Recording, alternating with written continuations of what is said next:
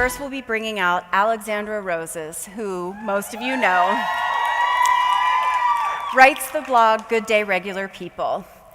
To me, she's a soul sister superstar, though she would attempt to tell you that she is ordinary. Such is her special way. She's also a proud mother, a happy wife, a first-generation American by way of Colombia, a daughter, a champion, and above all else, Alexandra is a storyteller. Her 4-time Voices of the Year recognition, her bylines on Huffington Post, Purple Clover, Metro Parent Milwaukee, and being an essayist for her local NPR station all attest to that. And wait, there's more. She also produces the Milwaukee Listen to Your Mother show, a project that she loves with such passion. It's so inspiring. She's helped bring it everywhere along with Ann Imig. The two of them are in cahoots.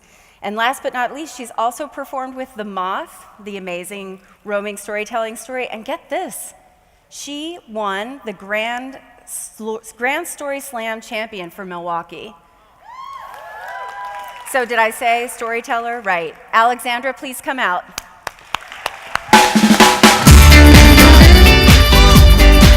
Great time. Thank you.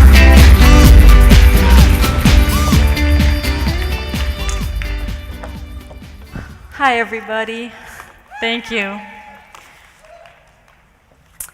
It is an honor to be here as part of the 10 by 10 project with BlogHer. There are 15 extraordinary bloggers celebrating BlogHer's 10th anniversary. When I was about 4 years old, my sister was at school one day, and I took her book, one of her English books, and I scratched out the author name, and I wrote my name underneath it in black, so that the cover of her book said, Tales from Shakespeare by Alexandra. I didn't know who Shakespeare was, but all I knew was that I wanted to be the one who told the stories in that book with the pictures that went with it. And I would try all sorts of shortcuts to get into books like that, and I would write something and stick it in everybody's book at school, by Alexandra.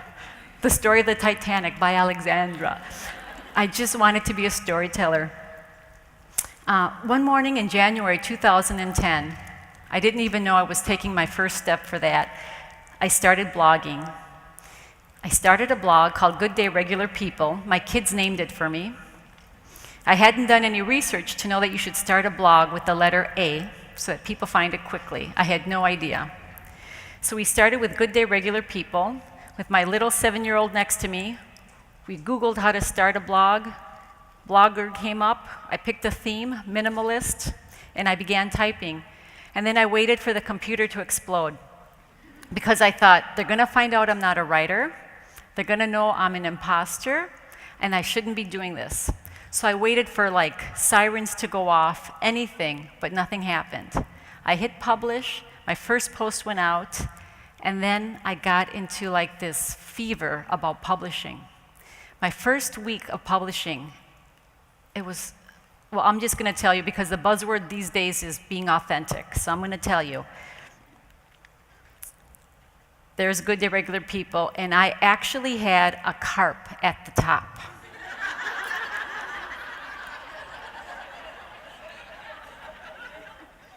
This is from, you can go to something called Wayback and see what your blog used to look like. I had that carp up there for Carpe Diem. So anybody here wondering if you have what it takes to start a blog? I am proof that anyone can start a blog. But that's what I used to do. I had 36 posts lined up in my dashboard, ready to go. I mean, thank God I had a little bit of sanity left to know to not publish every 2 hours, because I would have published every 2 hours. That first week, and you can find this in my blog archives, I had the first one I had a sonnet. I tried to do a sonnet. I had a nut-free recipe. Let me say, I had, my little boy had a post. I had a word, it was supposed to be a wordless Wednesday that became a not-so-wordless Wednesday. I mean, I was going crazy with the power of publishing. And everything was fun for a while I struggled, a little bit. It was hard for me to link to other sites. I didn't know how to do that yet, so I would just say go to www dot, because I didn't know how to hyperlink anything yet. I couldn't get an image to center for the life of me. It all wanted to go to the left side of the blog all the time. And then the worst was when I was using Google Images without permission. And then I got my first email that actually made me weak in the knees. It was an $800 bill, or $800 invoice for using one of their images. Anybody who tells you that if it doesn't have a watermark, it's free, they're lying. So I learned a lot, and the dashboard became more familiar to me. It was like when you get a new car and you have a dashboard, you get used to it, and you maneuver your way around. But there was something else that I learned that first year of blogging. I learned that the more time I spent with myself, the more familiar things became about me. Something that I hadn't been able to do for years is to sit and think about myself, my values, and what was important to me. In my second year of blogging, a style started to emerge, and I started to have my own voice, and I quit trying to imitate the other blogs that I was seeing, which is what I was trying to do for a while. And as much as looking back on those old posts makes me cringe, it also helps me to see how much I've grown. And I won't ever delete what I did 5 years ago, because I can really see the difference in what has happened when I decided to write the way that I am and the way that I talk. So I started a blog to tell my stories, but what I never expected was the amazing support, community, and love that I found. And if I get through this sentence, it'll be a surprise, but the people that I've met online have become part of my daily life, and they're true friends.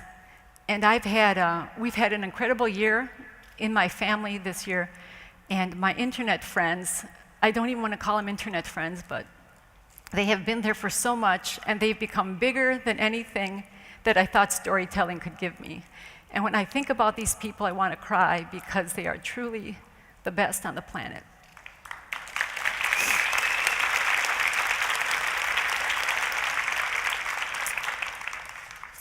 One day, a reader left a comment on one of my posts, and she told me to submit it to BlogHer.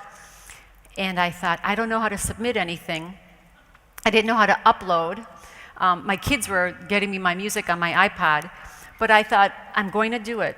So I sent it in, and I figured it out, and I submitted for syndication. And that was a wonderful lesson, because I learned just because you don't know how to do something now doesn't mean you can't learn how to do it. And never let lack of technical knowledge hold you back from opportunity. With Google, there's no reason to not know how to do something. And an afternoon spent in HTML hell will make you stronger. So just do it and don't let it stop you. Well, I submitted my post, and a week later I heard back from Rita Ahrens, who's, I know. She's not a pushover for writing, and they wanted to publish my post, and I could not believe that, never in a million years. So I was syndicated on BlogHer, and that was the first time that somebody had paid me for my writing. And it was the first time that I started to think of myself as maybe I could finally be a storyteller. When the check came in the mail from BlogHer, and there's the little logo is up at the top, there was no way that I was going to direct deposit that. I was driving it to the bank, like driving Miss Daisy. I had it in my minivan. I went into the lobby, and I had to tell the teller that this was a check. I was getting paid for writing because I was a paid writer, and I had a blog, and this was the money that came to me because I was a writer. And I was going on and on until she was like, all right. But it was such a proud moment, and I couldn't believe it, and that was my first taste of my value, that I had something to say that they felt other people wanted to hear. Syndication on BlogHer was huge. I was finally published. And on BlogHer's About page, you'll see this. It says, to facilitate and create a community that empowers our members. That's exactly what BlogHer did. They had empowered me. And that meant they gave me courage to write and to send in my work to other places. I sent in an essay to a women's anthology, the Her Stories Project. They accepted it, which was the first time that I became a published author.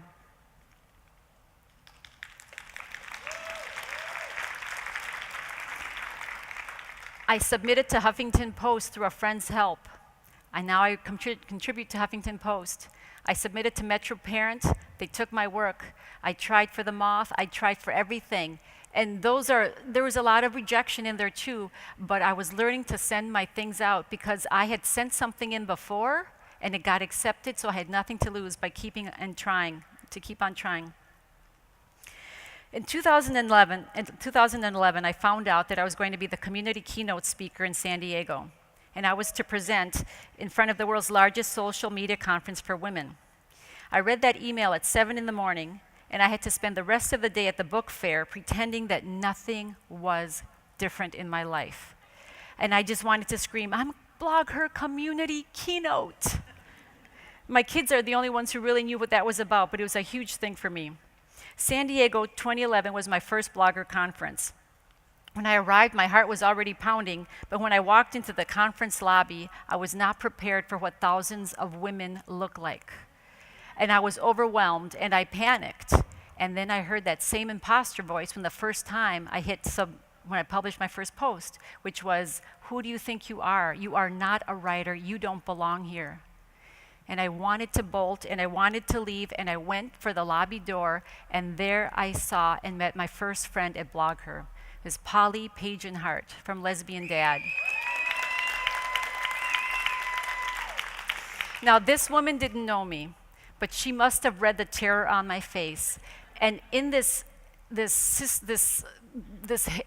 saintly act, she just held her arms out, and I fell into her arms like a little kid who searches for the mom after they fall down. And we became friends from that moment on. And that's what BlogHer has been to me every single conference for the past 5 years. It has been welcoming, enveloping, and supporting everything that I do from everybody that I meet at these BlogHer conferences.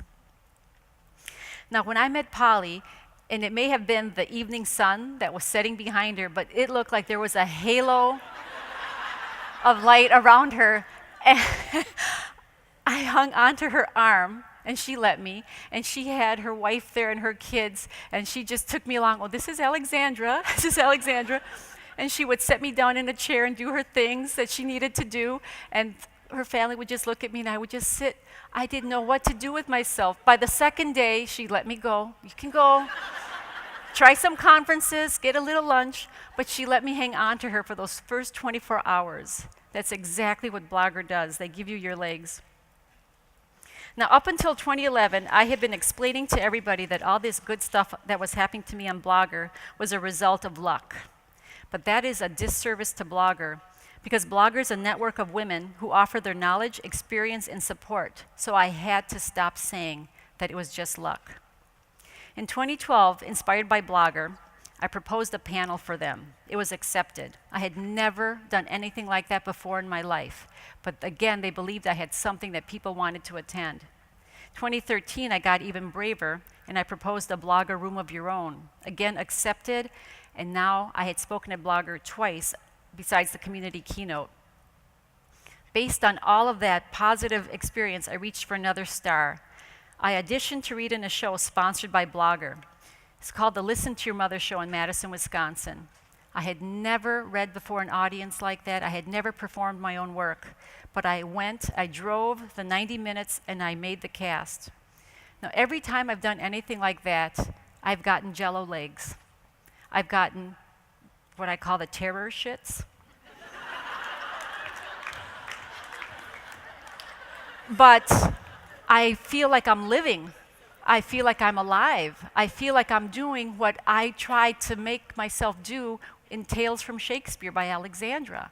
I mean, I'm doing things that take me out of my comfort zone. It doesn't mean they're easy. They're uncomfortable as anything, but I love it so much that as soon as I'm done, I can't wait to do it again.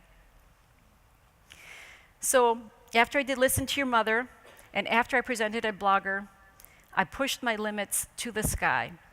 I have always been fascinated with the Moth, the storytelling organization out of New York. I pitched a story to them. I thought I had nothing to lose. I knew they were coming through to Milwaukee, doing a show with Molly Ringwald. I sent them something. I said, I'm a local blogger. People love local people. Put me up there. This is what I have for you. Again, believing in the value that BlogHer told me that I had. I heard back from them. They're like, we'd like to meet you. Come with us. Come to the hotel and meet us. I came there. I was prepared. They put me on. I did a show with Molly Ringwald, a sold-out show. Again, yeah, not just terror shits, but wet farts. But I did it. My God, I did it. These are the things, all sorts of good things come to you like that. But these are things that you have to do. You have to take these leaps of faith. And going on all of that, I decided to apply for something I had never done before, to produce the Listen to Your Mother show in my own city, Milwaukee. Again, that pesky voice. Who do you think you are? You don't know how to produce a show. You can't put a show together. But so far, since I began blogging, I had been doing nothing but surprising myself. So I was going to keep on doing it. And we had a successful first-year show, and Jen Gaskell and I just finished our second show. And as powerful as I thought it was to tell my own stories, to be somebody who's able to bring the chance to give somebody else the opportunity to tell their own stories is even more mind-blowing. To be on the other end of it is really fantastic. I decided to send in my essays to our local public radio station to read. Now I'm a regular contributor of my essays on there. And all these things sound like I'm bragging and like I didn't get enough attention as a child. But that's not true. My grandmother spent hours on me curling my hair. I had plenty of attention.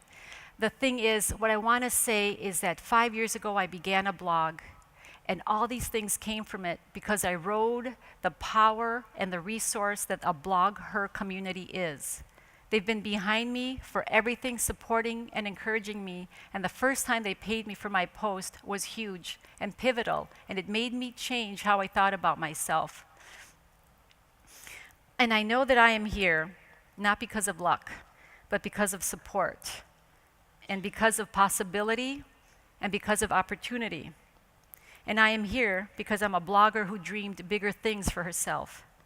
I am what can happen when you plug into the powerful resource that a blogger community is.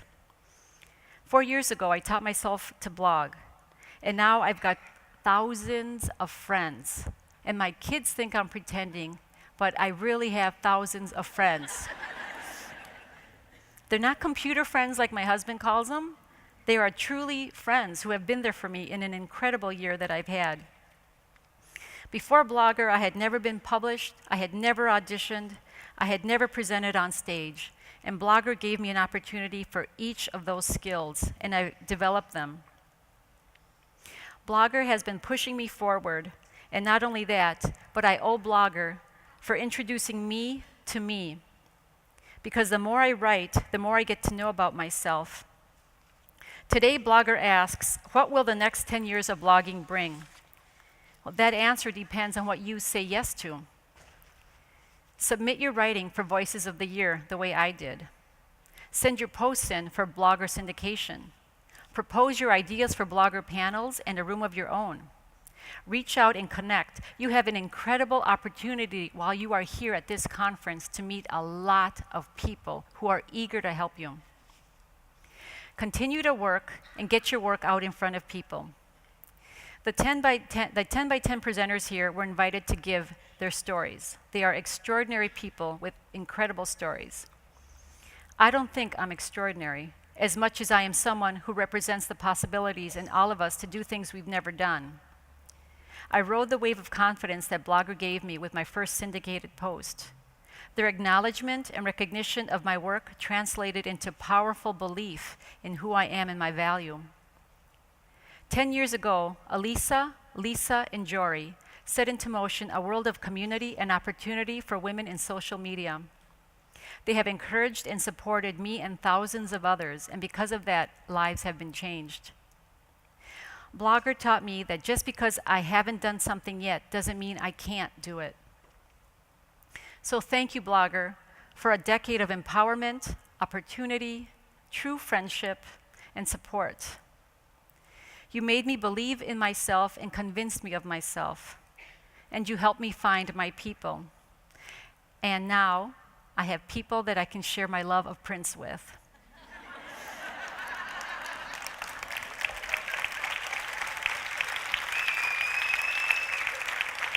So, BlogHer, I wish you a very happy 10th anniversary. Thank you.